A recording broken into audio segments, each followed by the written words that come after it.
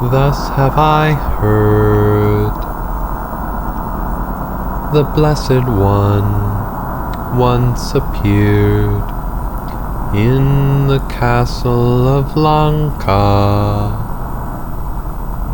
which is on the summit of Mount Malaya, in the midst of the great ocean.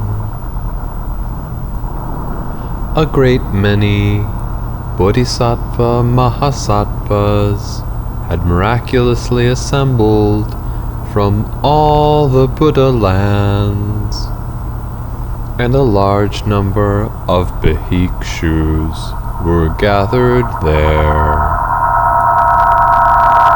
The Bodhisattvas Mahasattvas, with Mahamati at their head, were all perfect masters of the various samadhis, the tenfold self-mastery, the 10 powers, and the 6 psychic faculties. Having been anointed by the Buddha's own hands, they all well understood the significance of the objective world.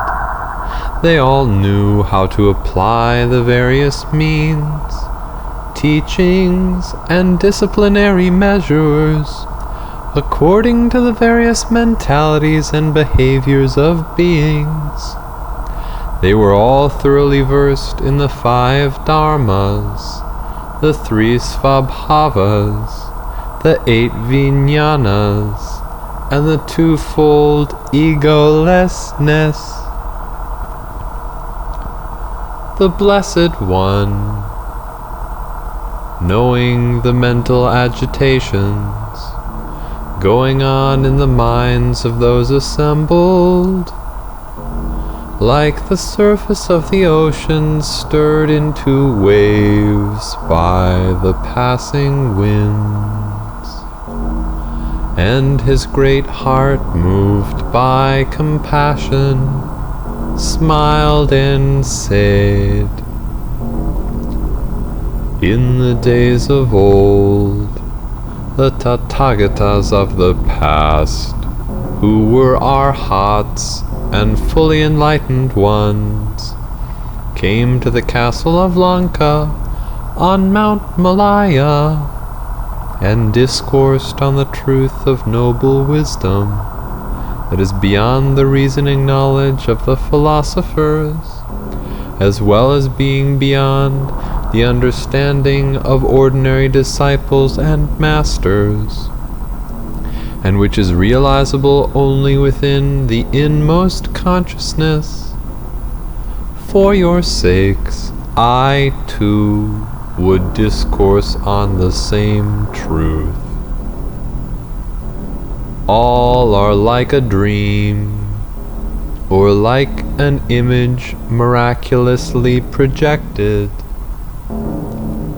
This is not comprehended by the philosophers and the ignorant, but those who see things see them truthfully. Those who see things otherwise walk in discrimination, and as they depend upon discrimination, they cling to dualism.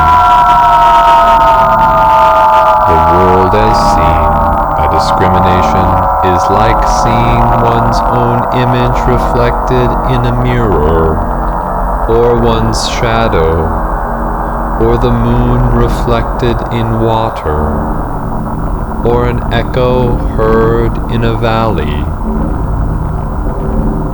People grasping their own shadows of discrimination become attached to this thing and that thing, and failing to abandon dualism, they go on forever discriminating, and thus never attain tranquility. By tranquility is meant oneness, and oneness gives birth to the highest samadhi,